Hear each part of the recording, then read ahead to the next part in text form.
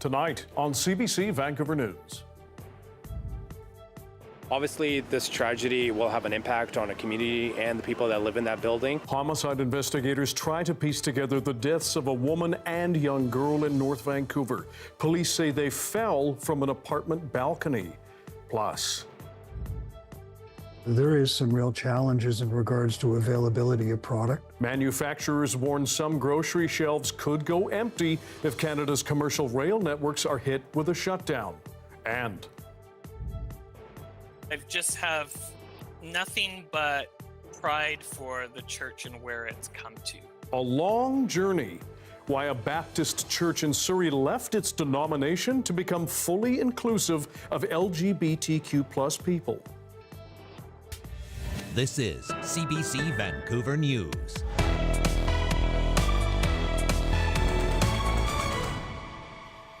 Hello, I'm Dan Burritt. Thanks for joining us. We begin in North Vancouver, where homicide investigators have been called in after a woman and young girl died.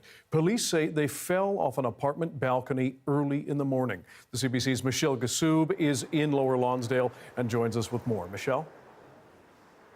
Yeah, Dan, information on this tragedy has kind of been trickling in throughout the day. Police initially said that it was two women who died after they fell off a balcony here at 4:30 this morning, but IHIT later provided more information saying it was a woman and a school-aged child. This is on the 100 block of Esplanade Avenue in North Vancouver near the shipyards area. Take a listen to RCMP earlier this evening describing the scene as first responders arrived here. Our officers arrived on scene and located two females who had, had injuries sustained from a fall. Paramedics, along with fire department, attempted life-saving measures. But sadly, the two females did not survive their injuries. And RCMP, as you heard there, Dan, being very careful with the information they are sharing about this incident at the time. However, IHIT has provided some more insight into their investigation. They said these two people were known to each other, that they are not looking for any other suspects at this time, that this is considered an isolated incident. So that does give you some insight to what they are looking at here. But they are asking anyone in the public who might have information about the circumstances here this morning to please come forward if they can. Dan? Michelle Gassoub in North Vancouver. Thank you very much. With a possible shutdown of Canada's commercial rail system looming, industry leaders warn shoppers could start seeing empty grocery store shelves. Many essential goods made in Canada are shipped here to the West Coast by rail. John Hernandez explains what a strike or shutdown could mean for British Columbians. Pastas, cereals, even sauces, there's no shortage of goods that arrive on BC grocery store shelves by rail. There is some real challenges in regards to availability of product. Michael Graydon represents many manufacturers from central Canada who ship their goods west. If a commercial rail shutdown does happen, he says it wouldn't take long before those products go out of stock. We have built up some inventories in Western Canada, but you're looking at maybe a week or two worth of incremental inventory. The looming job action comes as negotiations have stalled between thousands of unionized rail workers and their employers, Canadian National Railway and Canadian Pacific Kansas City. Both companies have issued lockout notices that could begin on Thursday. The Teamsters Union has served a 72-hour strike notice to CPKC. Canada's Labour Minister says he will meet with both sides this week and push them to find deals. If there is a shutdown, shipping goods to the West Coast by truck could lead to higher grocery prices. When you look at packaged goods or consumer goods that travel from central Canada to the West Coast, it's the equivalent of 20,000 truckloads a week. We don't have the incremental truck capacity to compensate. Graydon warns it could also lead some customers to hoard, a problem not seen since the early days of the pandemic. Manufacturers have already stopped shipping some perishable items like milk and hazardous materials like fertilizer. Then there's the looming impact on public transit like the West Coast Express, which carries thousands of commuters a day on CPKC-owned rail lines. If a work stoppage happens on the railways, people are not going to be able to get to work. That affects employees, and it also affects employers as well. Cascading problems these industry leaders hope can be avoided. They're calling on Ottawa to step in and mediate negotiations, but the clock is ticking. John Hernandez, CBC News, Vancouver. It is that time of year when students, teachers, parents, and guardians look at the return to school. But back to class, expenses go beyond tablets and pencil cases. As Liam Britton explains, a new survey finds filling lunch boxes is emptying many pockets. 15-year-old Harry Emmanuel knows the value of $1. He spent the last few weeks selling lemonade in Creekside Park to buy a bike, a goal the young entrepreneur has now achieved. What makes for a successful day selling lemonade? Is it got to be a hot day? Yeah, it has to be a hot day. Yeah. It is. Today it's a bit cloudy, but it went pretty well, I guess. His mom, Hagra Salam Baraki, knows the value of $1 too. These days, it's not cheap being a parent of 4. Shoes and clothes are, yeah, sometimes, you enforced to go to thrift stores. A new survey suggests parents across Canada are facing growing cost pressures. Now, that survey conducted by Leger for Capital One found across Canada, parents expect to pay almost $900 more than last year for each child for a whole variety of things. Last year was around $6,800. This year, just over $7,700. The online survey received 1,005 responses weighted demographically. For comparison, a probability sample of the same size would yield a margin of error of plus or minus 3.1%. It asked parents for their spending in 6 categories, and in 5 of those categories, BC parents spent less than the national average. School, daycare, and extracurriculars was the only outlier. BC parents reported paying just over $2,100 per child, about 10% higher than the national average. How many kids are in hockey, and how much do you think you spend on hockey every year? All 5 are in hockey, so I don't know. I don't want to add that up. The biggest increase across Canada came from the rising cost of food. I think dairy is a lot. I think a lot of the produce, depending on the time of year. I mean, we go into the store and some things have just doubled, like dry goods, cereal. With kids heading back to class soon, advocates say funding is badly needed to expand food programs in schools. We are able to reach over 18,000 students in over 290 programs across the province, but we're still seeing a gap of over 25,000 students that aren't getting that essential support that they need to start their day off right. Ottawa in June announced $1 billion over 5 years for a new national school food program. They expect that initiative to start serving meals by the end of this academic year. And Victoria points to a $214 million investment in the Feeding Futures program last year, adding 90% of schools now have a food program compared to 60% in 2021. Both governments keen to tout their efforts to quench a major cost of living concern. Liam Britton, CBC News, Vancouver. A northern BC doctor is pushing to bring a dedicated psychiatric hospital to the region. Dr. Barb Kane is a psychiatrist in Prince George. She says people with severe mental health needs require a dedicated care unit, and the lack of one is impacting the overall care system. Kane says people in need end up going to ERs and general hospitals, often not getting the appropriate and timely care they need. Community resources, you can put all the money you want into the community. It's not going to work. We have to have the highest level of care. We have to have the psychiatry hospital to get people to the level that they might be able to manage. Kane is petitioning for at least a 50-bed facility to be built in Prince George where people can come in for a short or long-term treatment. The city of Kelowna is trying to find whoever cut down 10 ponderosa pine trees in a city park. Take a look. The trees were found at the top of a steep slope in Mission Ridge Park in the Lower Mission neighborhood. Kelowna's urban forestry manager says it looks like someone chopped them down and dumped them further down the slope. We're not super pleased. We're actually quite disappointed that someone went in and cut these trees down in a public park. It is a sensitive ecosystem, and the roots of these trees are super important because of the sand and the highly erodible soils. The city says the trees are a potential wildlife fuel hazard and will need to be removed. Anyone with information is asked to contact the city, the RCMP, or Crime Stoppers. In the Okanagan, still dozens of people gathered to protest the closure of the BC Tree Fruits Cooperative. Last month, the board shuttered the 88-year-old corporation. As Brady Strachan explains, farmers want the provincial government to step in and save it. Waving signs at drivers along this busy intersection in Kelowna, Okanagan fruit growers are protesting the sudden closure of BC Tree Fruits.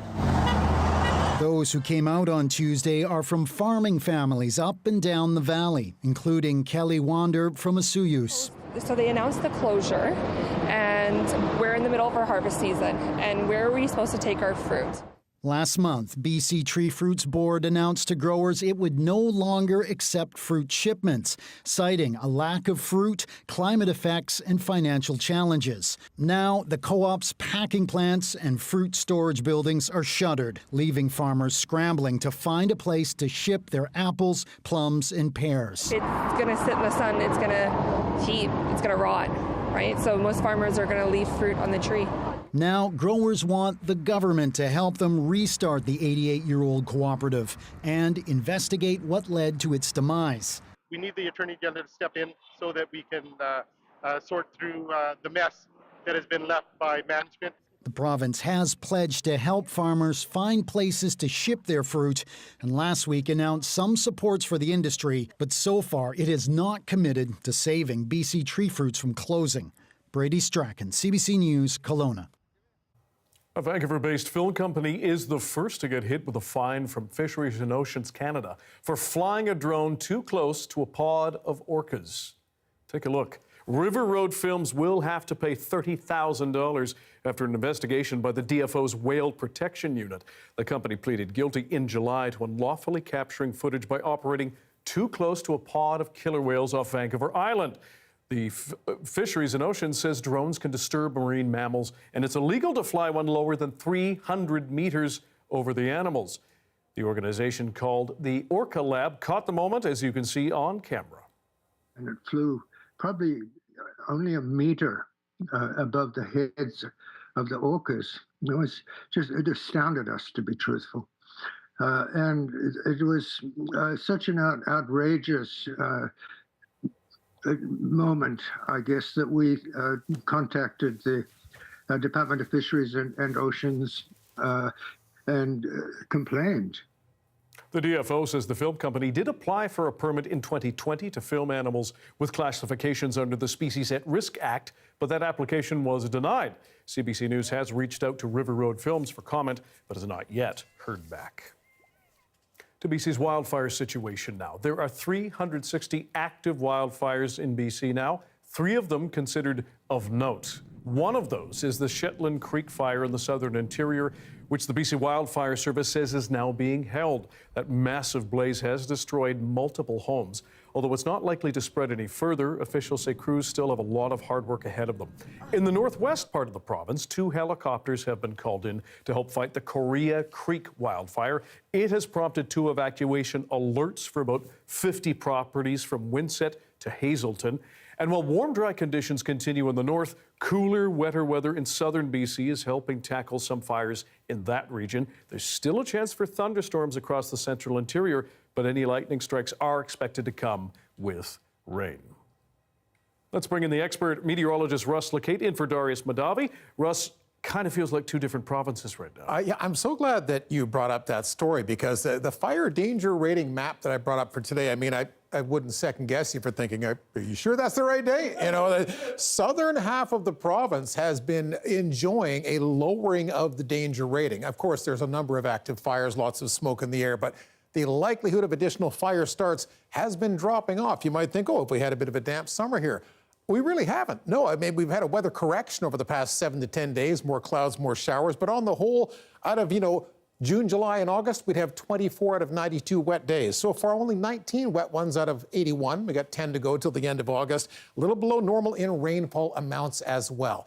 Your high today, we hit normal, 21 degrees at YVR. Warm but not hot in the interior. Your satellite shot shows you what's going on. This system here will replace the weakening low to the west of Vancouver Island, just kicking it right off its perch, making a big difference. And as it drives its way down here, we're going to get lots of showers, downpours around the island for tomorrow. That system begins to exit the region late tomorrow night, and it leaves us with a Thursday forecast that begins to dry out. But that's a little further down the road. For tomorrow, sunset comes at 8:18 this evening. It's drying out. It's clearing up right now.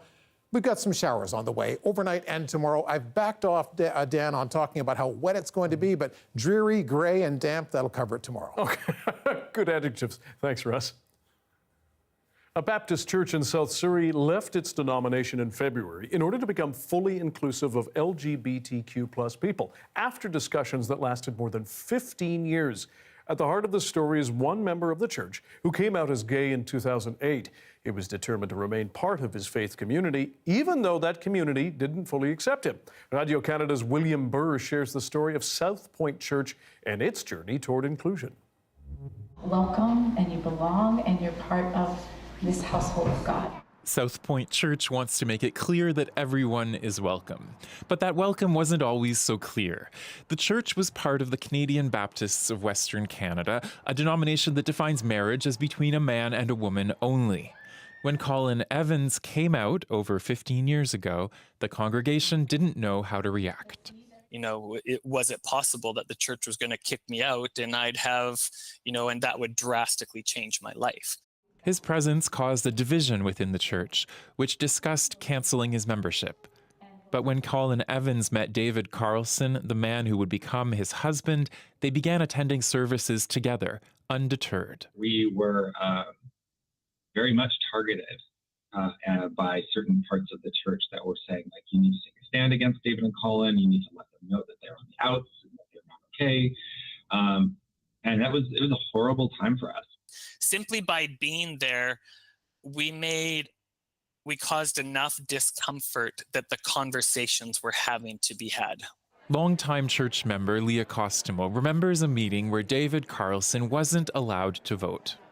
I remember thinking, oh wow, that's hard and generous of him to be here as a witness and a participant without the ratification of you're a full member. With time, the people most opposed to Colin and David left the church. 10 years ago, a new pastor, Ann Baxter Smith, arrived and helped the church come to a consensus. It was a very conflictual time there at the beginning, but once I began to get clarity and find language around what we believed, and I began to stand on that and name that, then I'd have these waves of relief. The church confirmed Colin Evans' membership and extended it to David Carlson. In 2015, David and Colin adopted Becca and raised her in the church. But the story wasn't over. Baptist churches in Alberta filed complaints, and the Canadian Baptists of Western Canada adopted measures to discipline congregations that deviate from their values. That's why South Point Church chose to leave the denomination, which did not respond to our requests for an interview. To have the church say, no, you're not going anywhere, we as a church are taking on the labor of this to protect you. South Point had joined another Baptist association which fully accepts LGBTQ people, with the support of its congregation. I could get emotional. It feels like relief. It feels like justice. Well, this is a human story. It's our story, and it's a story for us to face up to and to deal with. Colin Evans and David Carlson just moved to Victoria. They're grateful for their journey with South Point. I just have nothing but pride for the church and where it's come to. But I feel so grateful that we didn't give up, that we stuck with it, that we leaned into the discomfort, and that we listened, I think, to God's Spirit, and we're open to change. Gratitude for a path 15 years long that has at times been extremely painful, but a journey that the congregation nevertheless sees as a blessing. William Burr, CBC News, Surrey. Coming up, with the summer fair about to begin, we look back at the Miss Peony pageant with some very familiar faces and voices. You'll want to stick around.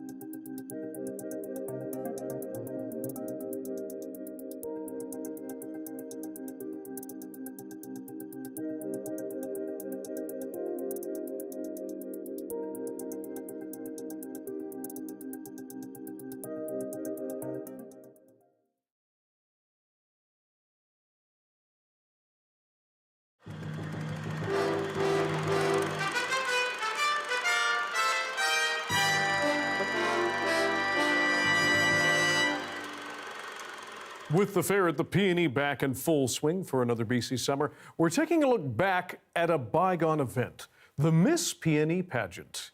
This one is from 1978, and you will probably recognize some familiar faces and voices. The format followed every beauty contest ever held, but it was well done and took place in the Coliseum before the largest crowd ever to see a Miss Peony selected. There were 37 contestants representing cities and towns throughout British Columbia, and the judges had a difficult time choosing. They reduced the field to 10 finalists, and the moment of decision was filled with tears and smiles. Here we go. Ladies and gentlemen, Miss Prince Rupert, Gloria Makarenko.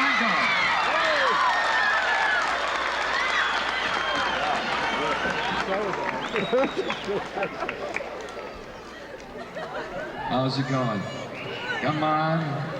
Say something.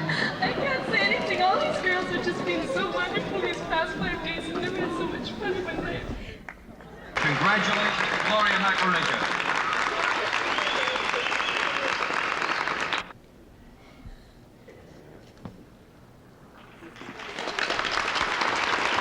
How about that, ladies and gentlemen?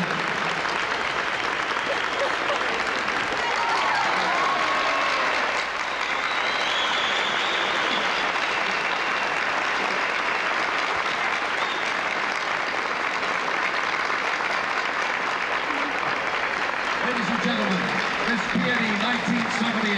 How about Gloria Macarenko?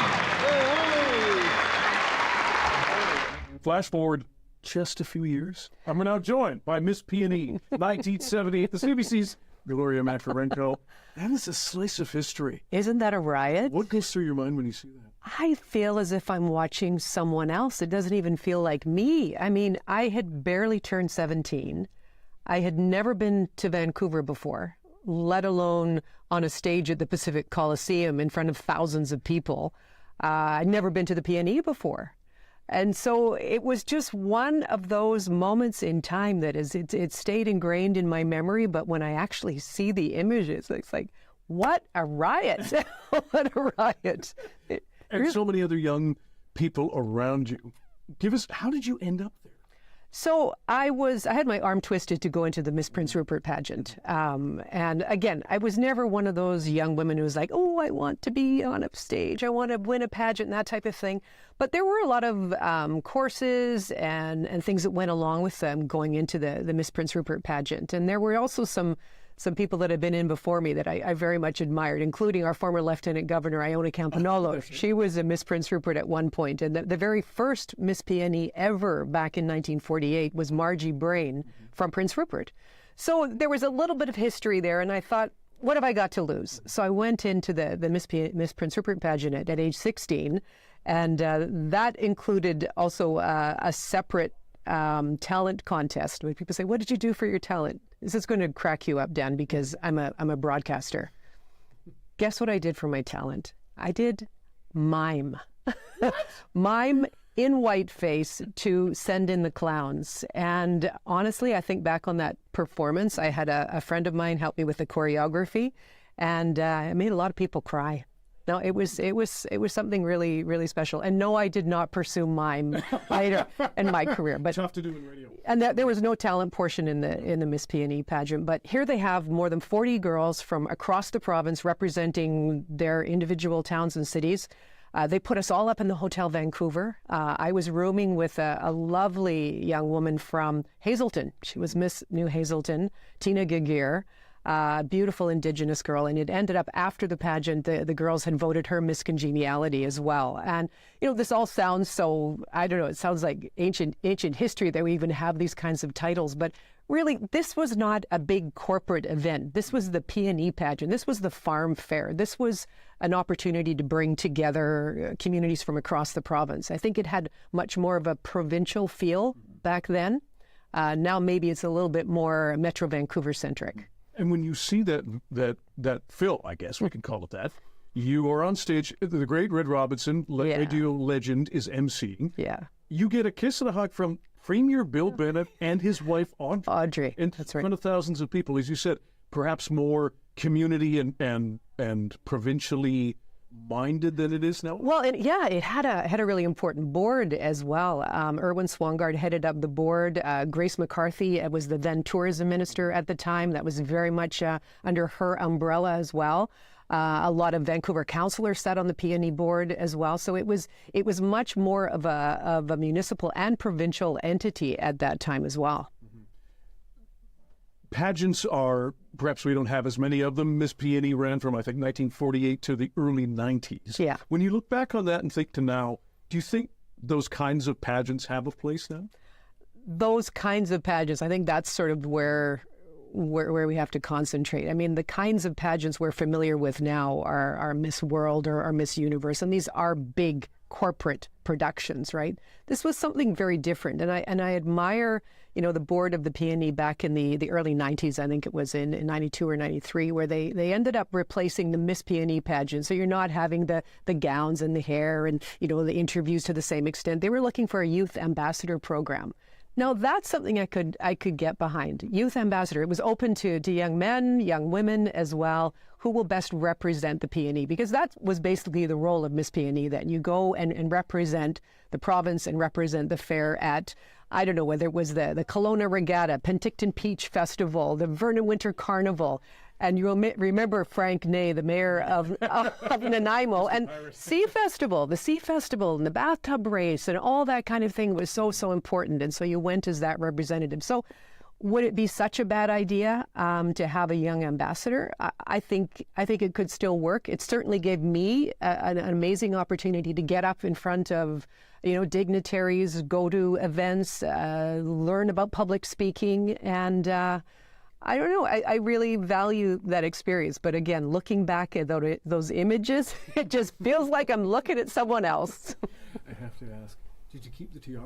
I did. No, you don't get to keep the tiara. That gets passed along. That was actually quite a valuable piece with actual jewels in it.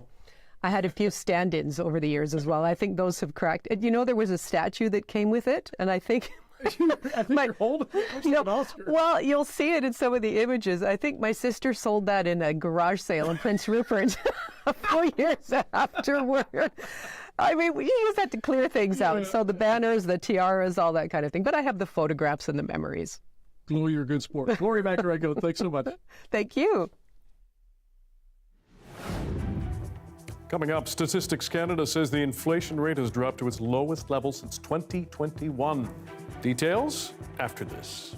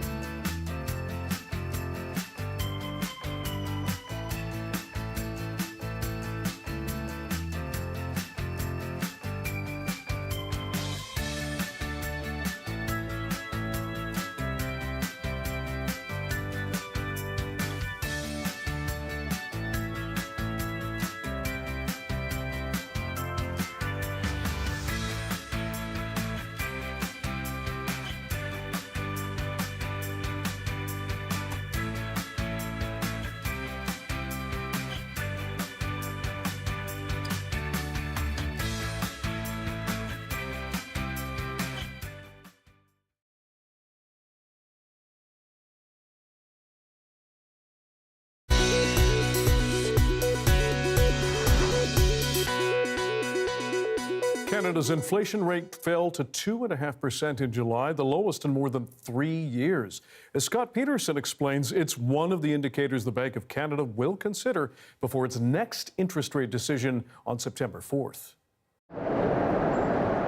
Inflation is moving in the right direction. That's according to what officials at the Bank of Canada want, and probably most Canadians across the country as well, wanting prices to ease, to get more buying power. And this is a result of all those rate hikes that we saw from the Bank of Canada to slow the economy, to bring down prices. So that, in effect, is working. It would have come down even more if it had not been for gasoline prices up almost 2.5% just during the month of July alone. When you look at that peak, we were at 8.1%. That was decades high inflation back in June 2022.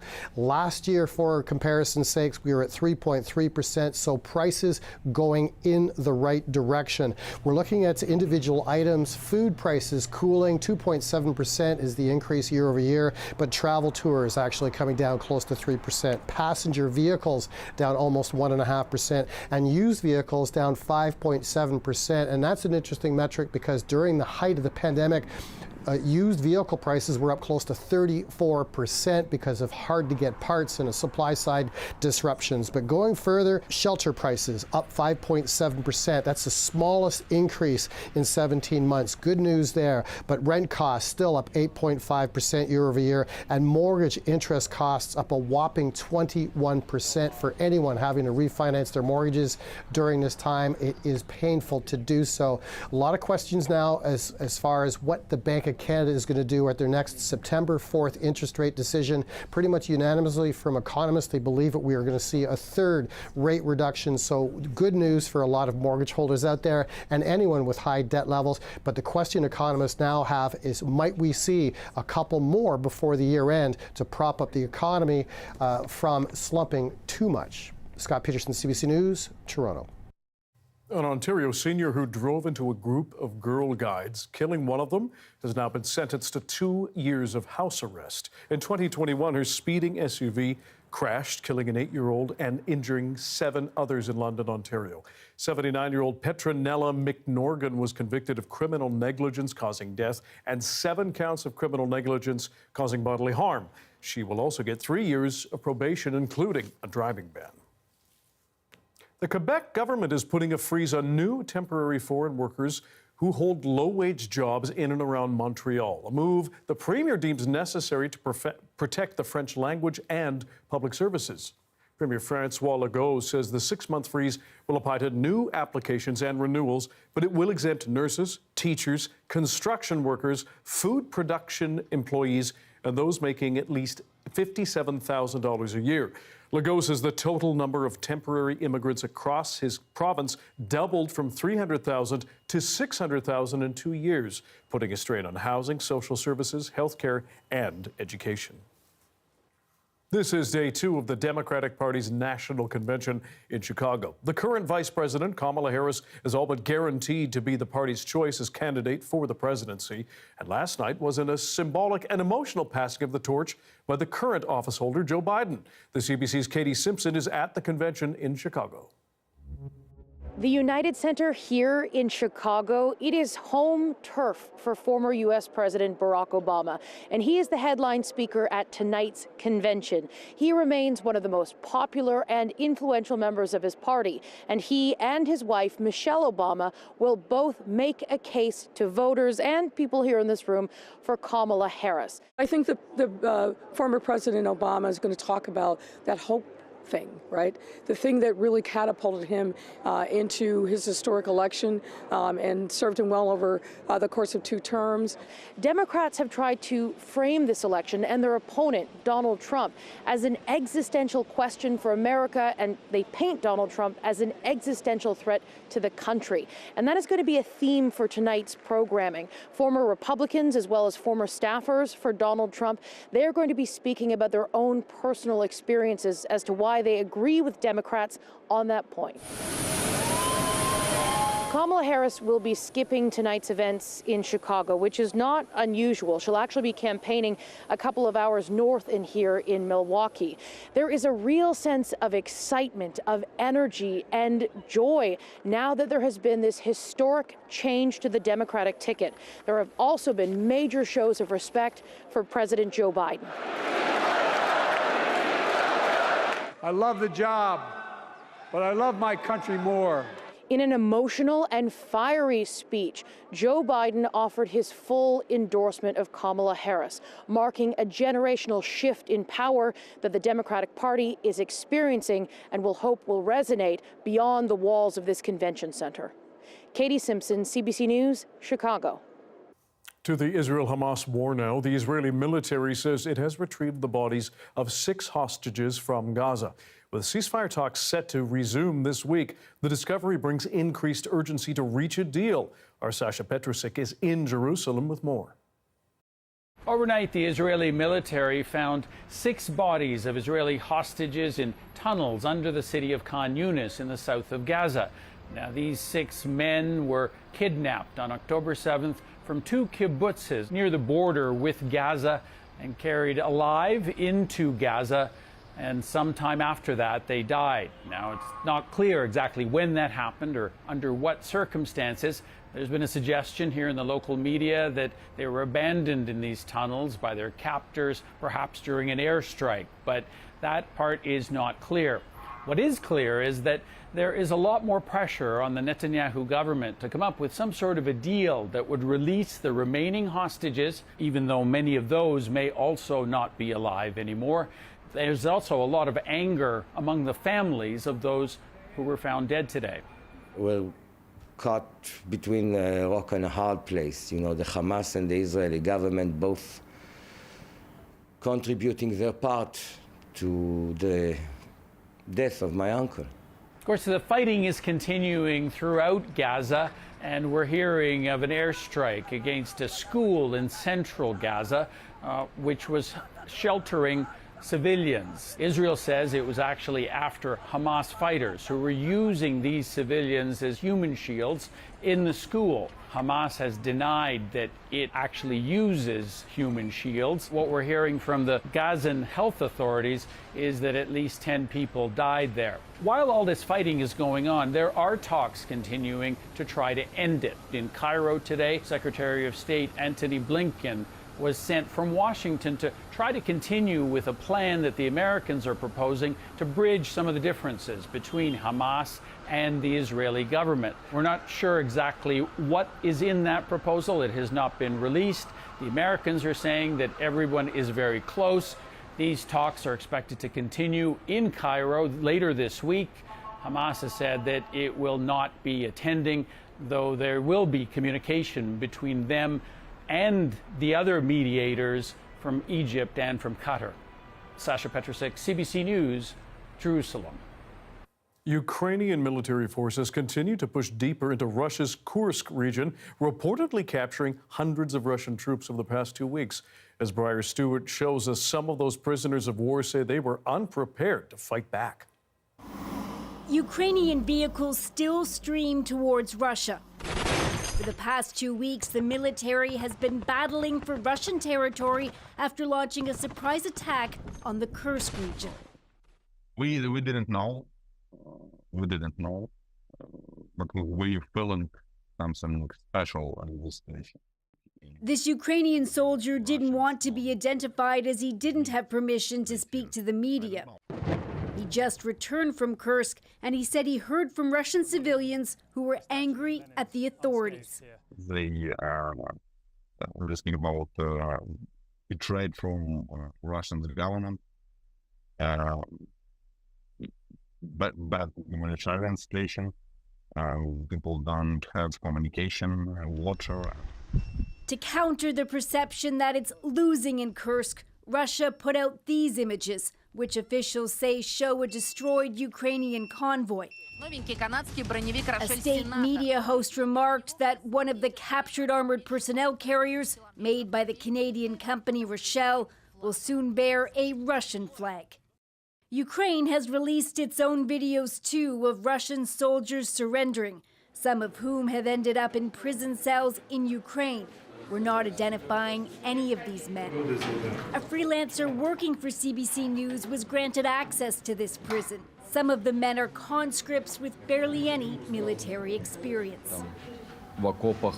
They didn't really teach us how to work properly in the trenches, how to fight, said a 19-year-old. When the Ukrainian troops arrived, he said his group started shouting, "There are conscripts here, don't shoot, we surrender." A few of the men in these cells were injured. Their freedom now hinges on a potential exchange with the Ukrainian soldiers now imprisoned in Russia. Briar Stewart, CBC News, London. Still to come, 2 Vancouver Island women out on a paddleboard get a bit of a surprise, an unexpected passenger. Stick around.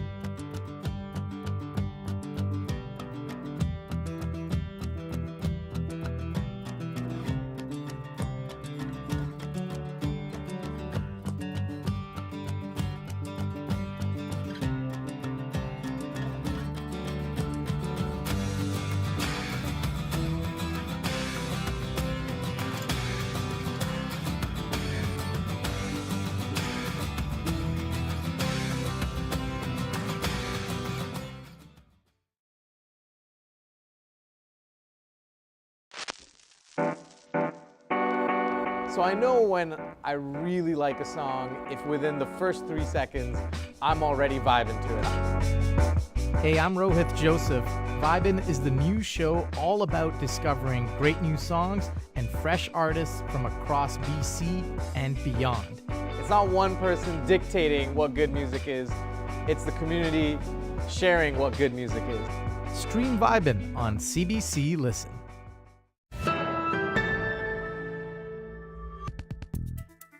It was not a regular day of paddleboarding for two women recently in Souk. They had a surprise hitchhiker while out on the water.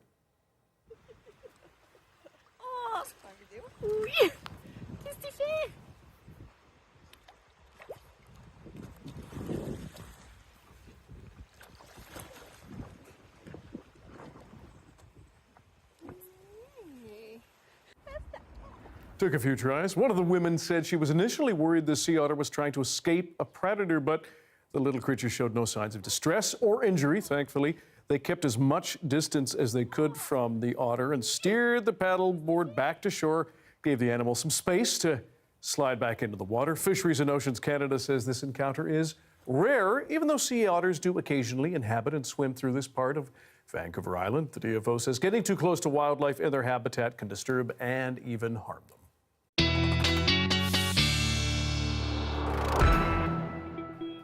I mean, it's no orca, but thankfully, it's just an otter. I feel better watching that little segment, actually. Yeah. I mean, that's a sea creature, and it took him 3 or 4 tries to get up on that paddleboard. Yeah, so exactly. Yeah, see me trying to get back. Working its core work. Absolutely, Dan. Thank you for that one so much. I want to show you what's going on province-wide here in terms of the weather warnings, because we're in the middle of August. We talked about the fact that there's showers and thunderstorms coming back to the BC interior as early as tomorrow. And yet there's no severe weather out there at all. In fact, there's not as much smoke as what we saw even a handful of days ago. One smoky sky bulletin left for the southern part of the Bulkley Valley into the Lakes District. A new one here, a special weather statement for the east coast of Vancouver Island. It's not a severe thunderstorm warning, but there's a potential for some localized downpours and some thunder showers, and it could bring copious amounts of rain in a short period of time. Maybe 30 to 50 millimeters, some localized flooding and that sort of thing. Where's it coming from? Not from that one there. That little weakling has been wobbling around for a few days, falling apart now. Last couple of frames, you can probably see the distribution of showers is shrinking accordingly. This one coming down here from the Gulf of Alaska right to the same spot. So just replacing it. And it is plowing on through the north coast right now with significant wind and rain making its way down to the central coast as well. That system will be parked pretty much next to Vancouver Island around midday tomorrow and bring with it significant rainfall. So your destination forecast for BC tomorrow, all that rain long gone by midday. So the sun comes out in Prince Rupert, sun comes out in Terrace as well. Showers taper off in Bella Coola a little later in the afternoon. Here's where that cold core is going to be. Lots of showers, some thunder showers. The return flow, that easterly wind stacking the clouds up against East Vancouver Island. That's where the threat of heavier rain may occur. Across the interior, we're seeing some scattered showers and thunder showers as well. Nothing near 30 degrees. We're closer to 20 for tomorrow, so cooling off nicely. Metro Vancouver, how did we do today? A little of everything was in there. Clearing a bit around downtown and the North Shore right now. I'll get out of the way and show you the couple of leftover showers out there east of Mission, moving from the Walnut Grove area across, not Walnut Grove, I can't what I'm thinking of. Maple Ridge, Pitt Meadows, that sort of thing. Let's get back to Metro Vancouver. That one might be a little bit easier. Your forecast, I backed off on how much rain's going to happen tomorrow because it's parked over the island, but it'll be a cloudy, kind of a damp day tomorrow, scattered showers around.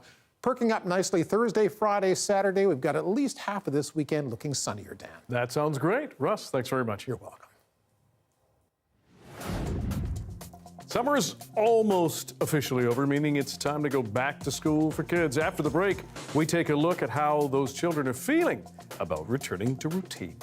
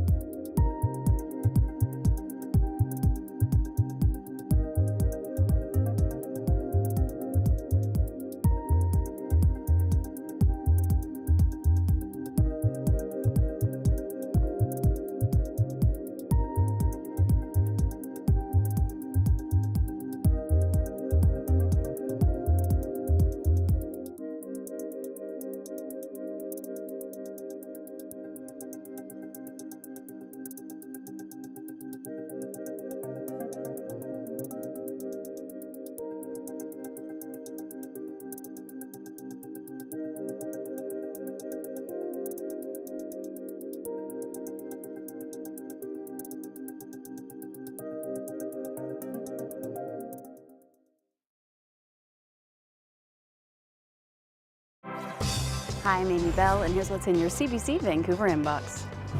On September 14th, celebrate Indigenous community, culture, and spirit at the 3rd annual Come Toward the Fire, a free outdoor festival where CBC is proud to be invited and return as the exclusive media partner.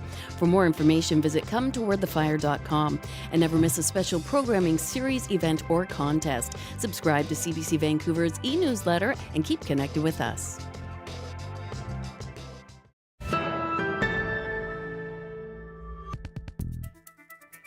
In 2 weeks, school will be back in session. Kids will trade in vacation, summer camp, and sleeping in for classrooms, books, and learning. CBC News hit the streets to hear from some children about how they're feeling about that transition. I'm Freddie. And Freddie, what grade are you about to go into? 4. How about school? What are you most, how are you feeling about that big return? Well, the school year is really long because when we're going, we're there one day, your first day there, it feels like you're there for a whole week. So what are you looking forward to in grade 4? Like, what's going to change? Well, we have a new teacher, but she's new to our school. This is her first year. Okay, so that's cool. Is she going to be your teacher? Yeah. All right, so are you going to like help her get accustomed to teaching at your school? Yeah, I'm going to help. My friends are going to help me. I'm Moses. And I'm Florence. I'm going into grade 4. How old does that make you? 9. And how about you, Francis? How old are you? 5. Are you more looking forward to school, or are you less looking forward to school than summer? I'm excited for school. I'm gonna be sad to stop my summer, but I'm gonna be excited to go to school too. I'm Billy Rose. You're about to take a plunge, a different kind of plunge. You're about to go back to school, okay? Yeah. How are we feeling about that? Sad. My name is Juan. I'm 15 years old, and I'm from Ecuador. Are you generally looking forward to school or not looking forward to school, or where are you at coming to terms with the fact that school's going to start very soon? I don't know. I just want to spend a little bit more time in summer, probably. But yeah, I'm pretty excited just to see my friends. Summer is not over, and now to the tasty and sometimes downright peculiar treats being served up at the fair at the P&E this summer. This year, it's a unique slice of everyone's favorite food, apparently. Have a look. We settled on the chicken chow mein pizza. We thought that just put its stamp on a fair concept. It's not a traditional, obviously, cream or tomato-based pizza. It's got a stir-fry sauce as the base, which is oyster sauce, soy, garlic, ginger. It's topped with cheese, and then the chow mein mixture of noodles, vegetables, chicken with Szechuan seasoning. Yeah. Sometimes we just think of something and say, okay, what's popular? We are living in Vancouver, Pacific West Coast food, so just take the cuisines from the Pacific. Yeah. I'll try it. Thanks for being with us tonight on CBC Vancouver News at 6. You can watch this newscast on CBC Gem, our free app, along with YouTube and our website, cbc.ca/BC. Michelle Kassoub will have your next local news at 11 o'clock, right after the National. So please join her then. Good night.